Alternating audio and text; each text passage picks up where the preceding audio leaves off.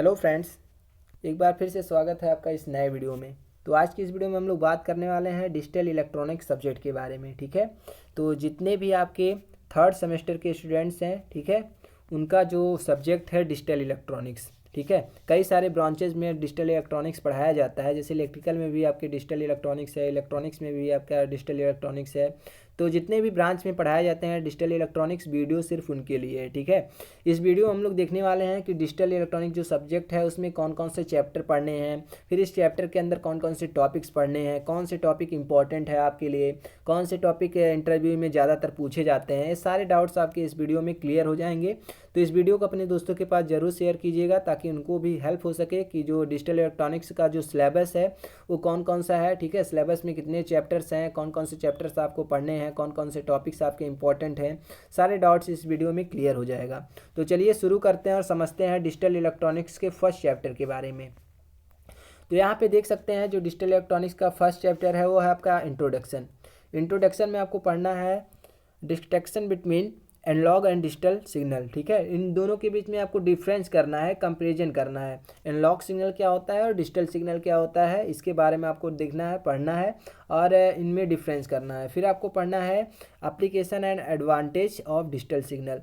कौन कौन से आपके एडवांटेज होते हैं डिजिटल सिग्नल का जब हम लोग यूज़ करते हैं। ठीक है, और कहाँ कहाँ इसका एप्लीकेशन है, कई सारे जगह आजकल इसका एप्लीकेशन है डिजिटल सिग्नल का।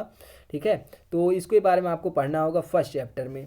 अब आपको देखने को मिलेगा जो सेकंड चैप्टर है। सेकंड चैप्टर में आपको पढ़ना है नंबर सिस्टम। नंबर सिस्टम आपका मोस्ट इंपॉर्टेंट है यदि आप कॉम्पिटिटिव एग्जाम का एग्ज़ाम देंगे कोई भी, ठीक है, डिप्लोमा करने के बाद, तो यहाँ पे नंबर सिस्टम बहुत इंपॉर्टेंट है और कई सारे हैवी इंटरव्यू में आपसे इससे भी क्वेश्चन पूछे जाते हैं। ठीक है, तो यहाँ पे आपको पढ़ना है नंबर सिस्टम में binary, octal, hexadecimal number system. ठीक है, ये सारे आपको पढ़ना है। यहाँ पे पढ़ना है conversion from decimal and hexadecimal to binary. ठीक है, डेसिमल से बाइनरी में कैसे हम लोग चेंज करते हैं, फिर आपका हेक्साडेसिमल से बाइनरी में कैसे चेंज करते हैं, फिर आपको इसका उल्टा भी चेंज करना है। मतलब बाइनरी से डेसिमल से डेसिमल में कैसे चेंज करते हैं, फिर बाइनरी से हेक्साडेसिमल में कैसे चेंज करते हैं। ठीक है, तो इस तरह से ये सारे टॉपिक्स आपको पढ़ना होगा नंबर सिस्टम में। इसके बाद आपको पढ़ना है बाइनरी एडिशन एंड सब्सट्रैक्शन। किस प्रकार से हम लोग बाइनरी को ऐड करते हैं और सब्सट्रैक्ट करते हैं। ठीक है, दो बाइनरी नंबर्स को कैसे ऐड करते हैं, सबसे कब से कैसे हम लोग इंक्लूड जो होता है सब्सट्रैक्ट करते हैं, ये सारी चीज़ें आपको यहाँ पे देखने को मिलेगा। ठीक है, फिर आपको पढ़ना है, यहाँ पे देखेंगे first and two's complement method of addition and subtraction. अगर बाइनरी नंबर है या फिर जो भी बाइनरी नंबर्स हैं उसका एडिशन करना है, सब्ट्रैक्शन करना है, तो इसके लिए एक मेथड होता है वंस और टूज कम्प्लीमेंट मेथड। तो उसका यूज़ करके कैसे हम लोग ऐड करेंगे बाइनरी नंबर्स को, इसके बारे में आपको पढ़ना है। ठीक है, सेकंड चैप्टर में, नंबर सिस्टम वाले चैप्टर में। चलिए, इसके बाद जो अगला चैप्टर आपका आता है इसमें है आपका कोड्स एंड पैरिटी। ठीक है, इसमें जो आपको पढ़ना है वो क्या पढ़ना है, कॉन्सेप्ट ऑफ कोड। ठीक है, कोड का कॉन्सेप्ट क्या है, बेसिक कॉन्सेप्ट क्या है, वेटेड और नॉन वेटेड कोड क्या होता है। ठीक है, वेटेड कोड क्या होते हैं और जो नॉन वेटेड कोड होता है वो क्या होता है, इसके बारे में पढ़ना है। फिर आपको पढ़ना है एग्जाम्पल ऑफ 8421। ठीक है, 8421 जो है क्या है, इसका एग्जाम्पल क्या है। फिर आपको पढ़ना है BCD पढ़ना होगा, फिर आपका एक्सेस 3 है, फिर आपका ग्रे कोड है। ये सारे कॉन्सेप्ट आपको क्लियर करने होंगे, ये सारे टॉपिक आपको पढ़ने होंगे चैप्टर नंबर थर्ड में। ठीक है, इसके बाद आपको पढ़ने को मिलेगा कॉन्सेप्ट ऑफ पैरिटी। ठीक है, पैरिटी क्या होता है, इसका बेसिक कॉन्सेप्ट पढ़ना होगा। फिर आपको पढ़ना होगा सिंगल एंड डबल पैरिटी। ठीक है, सिंगल पैरिटी क्या होता है, डबल पैरिटी क्या होता है। इसके बाद आपको पढ़ना होगा इरर डिटेक्शन। कोई भी बाइनरी नंबर है तो उसमें इरर को कैसे डिटेक्ट करते हैं। ठीक है, यहाँ से सारे डाउट्स आपको क्लियर हो जाएंगे। इसके बाद जो आपका अगला चैप्टर है चैप्टर नंबर 4, इसमें आपको कौन सा क्या क्या पढ़ना है, तो इसमें आपका पढ़ना है लॉजिक गेट्स और फैमिलीज। लॉजिक गेट्स जो होते हैं वो क्या होते हैं, यहाँ पे देख सकते हैं। फर्स्ट पॉइंट आपको पढ़ना है concept of negative and positive logic. Negative logic क्या होता है, पॉजिटिव लॉजिक क्या होता है।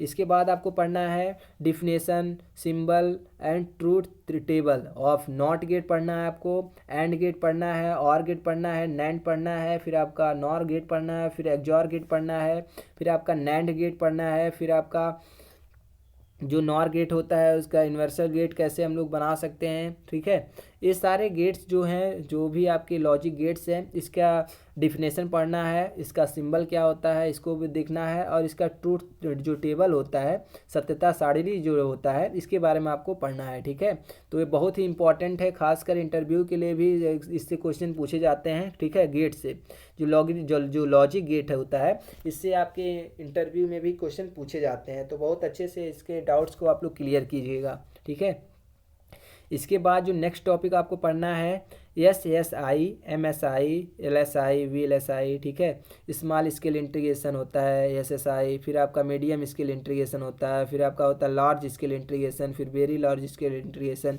सिर्फ इसका डिफिनेशन पढ़ना है, बहुत ज़्यादा डीपली नहीं जाना है। ठीक है, इसके बाद आपका जो पढ़ना है प्रोपेगेशन डिले क्या होता है, नॉइज़ मार्जिन क्या होता है, फ़ैन इन फ़ैन आउट क्या होता है, पावर डिसिपेशन क्या होता है, ये सारी चीज़ें आपको, ये सारे टॉपिक्स आपको पढ़ने को मिलेगा लॉजिक गेट्स एंड फैमिलीज में। ठीक है, इसके बाद यहाँ पे देखने को मिलेगा अगला इसी चैप्टर में जो टॉपिक मिलेगा वो है comparison between TTL, CMOS, ECL, MOS on basis of different parameter. ठीक है, डिफरेंट पैरामीटर के बेसिस पे जो आपका TTL है, जो CMOS है, जो ECL है, जो MOS है, इसमें इसके बीच में आपको डिफरेंस करना है कि इनमें क्या क्या डिफरेंसेस होती हैं। ठीक है, इसके बाद आपको पढ़ने को मिलेगा इंट्रोडक्शन टू बाईपोलर लॉजिक। जो आपका बाईपोलर लॉजिक होता है उसका इंट्रोडक्शन, इसका बेसिक कॉन्सेप्ट आपको क्लियर करना होगा। फिर यहाँ पे आपको पढ़ना होगा MOS, ECL, TTL और CMOS लॉजिक फैमिली। ठीक है, इसके बाद जो इस चैप्टर में पढ़ना है आपको basic logic gate using NMOS, PMOS, CMOS। ठीक है, बेसिक जो लॉजिक गेट्स होते हैं उनको हम लोग कैसे बनाते हैं, NMOS का यूज़ करके, PMOS का यूज़ करके, CMOS का यूज़ करके। ठीक है, तो ये टॉपिक आपको क्लियर हो जाएंगे इस चैप्टर में। इसके बाद का जो चैप्टर है वो चैप्टर कौन सा है, 5वां चैप्टर। ठीक है, नंबर जो है आपका 5 चैप्टर है। तो 5 चैप्टर में जो है आपको पढ़ना है लॉजिक सिंप्लीफिकेशन। इसमें आपको क्या पढ़ना है, postulates of Boolean algebra, De Morgan's theorem. ठीक है, डिमॉर्गन थ्योरम। फिर आपको पढ़ना है implementation of Boolean equation with gates. इसके बाद आपको पढ़ना है कार्नॉफ। ठीक है, कार्नॉफ जो मैप होता है उसके बारे में, अप टू 4 वेरिएबल तक ही पढ़ना है, उसके ऊपर नहीं। फिर आपको पढ़ना है simple application in developing combinational logic circuits. ठीक है, डेवलप करने के लिए जो लॉजिक जो सर्किट्स होते हैं उनके लिए सिंपल एप्लीकेशन कौन सा है। ठीक है, इसके लिए आपको पढ़ना होगा कार्नॉफ जो मैप है। ठीक है, कार्नॉफ मैपिंग होता है, बहुत इंपॉर्टेंट है, इससे क्वेश्चन आपके एग्जाम में पूछे जाते हैं। ठीक है, इसके बाद जो अगला चैप्टर है इसमें आपको क्या पढ़ना है, अगला जो चैप्टर है चैप्टर नंबर जो 6 है, उसमें आपको पढ़ना है अर्थमेटिक लॉजिक, या फिर कह सकते हैं अर्थमेटिक सर्किट्स। ठीक है, अर्थमेटिक जो सर्किट्स होते हैं उसमें आपको पढ़ना है हाफ एडर और फुल एडर सर्किट। ठीक है, हाफ एडर सर्किट क्या होते हैं, फुल एडर सर्किट क्या होते हैं, इसका डिजाइन कैसे करते हैं, इसके इम्प्लीमेंटेशन कैसे करते हैं, ये सारी चीज़ें आपको पढ़ना है इस चैप्टर से।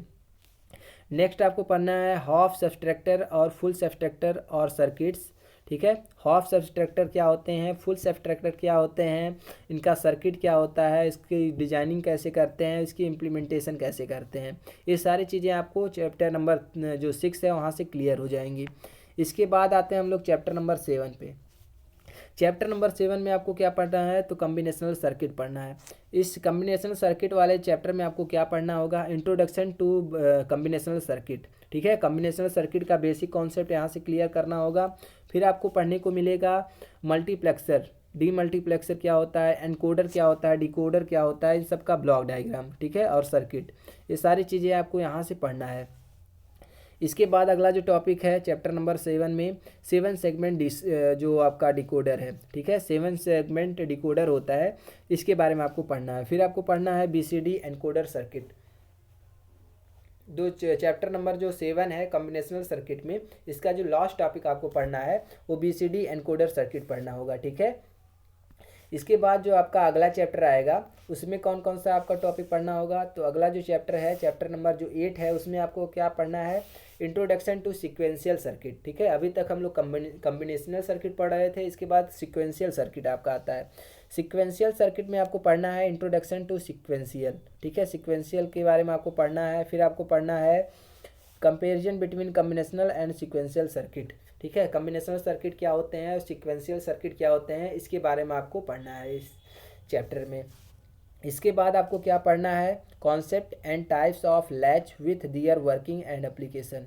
तो आपका जो भी आपके लैच होते हैं इसका वो कितने टाइप्स का होता है और लैच का कॉन्सेप्ट क्या है, बेसिक कॉन्सेप्ट क्या है, कैसे वर्क करता है, इसका वर्किंग प्रिंसिपल आपको देखना है और इसका एप्लीकेशन कहाँ कहाँ लैच का यूज होता है। ठीक है, लैच अलग चीज़ होता है, फ्लिप फ्लॉप कुछ अलग होता है, कुछ कुछ बहुत ही मिनिमम कुछ डिफरेंसेस होते हैं। ठीक है, इसके बारे में आपको पढ़ना है।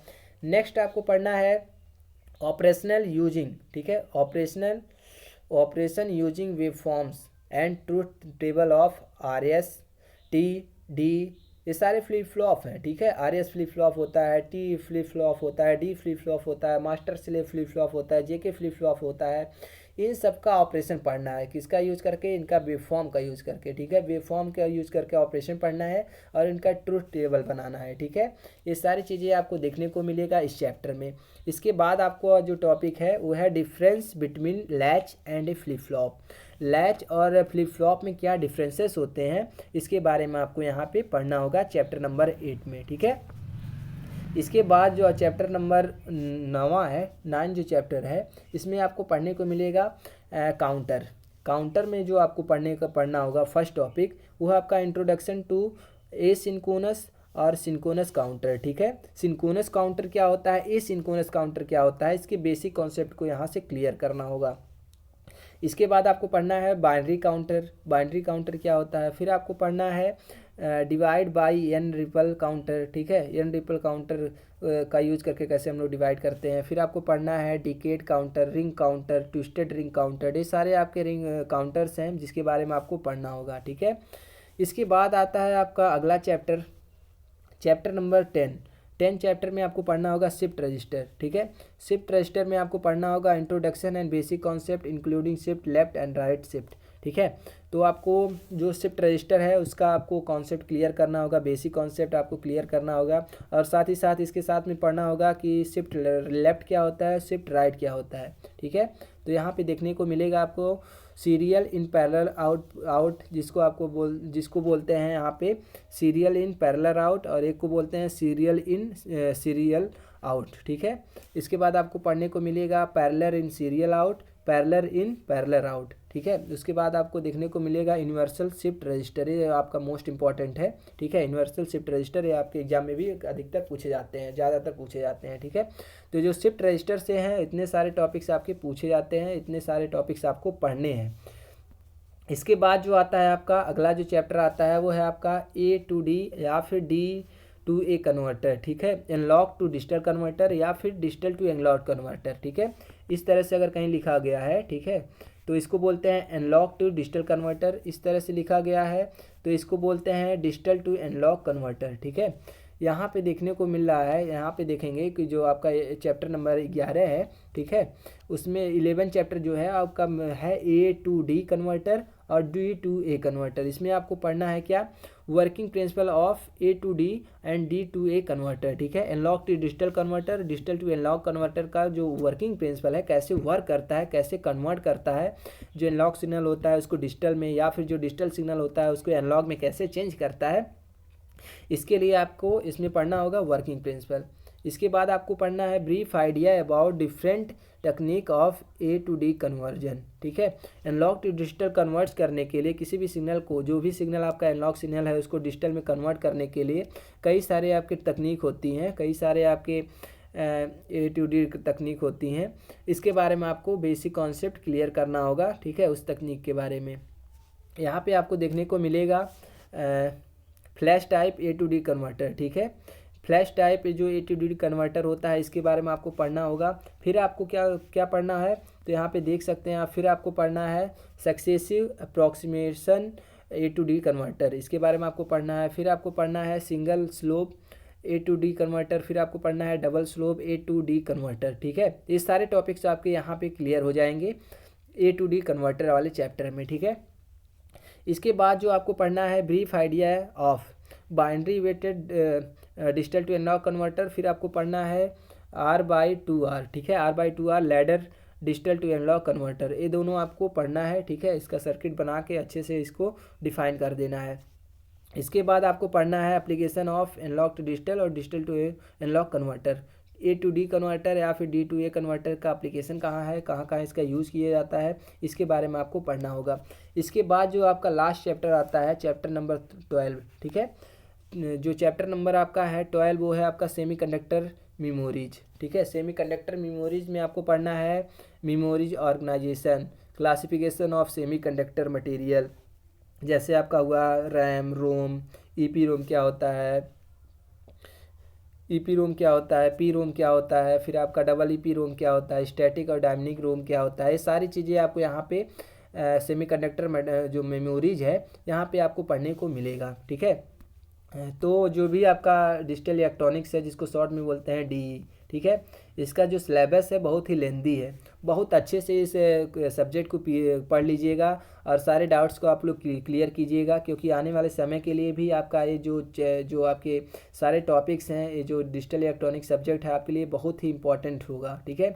चाहे आप इलेक्ट्रिकल से हो चाहे आप इलेक्ट्रॉनिक्स से हैं, आपके लिए सारे चैप्टर्स और सारे जो भी आपके टॉपिक्स हैं वो बहुत ही इंपॉर्टेंट होने वाले हैं आने वाले समय के लिए भी।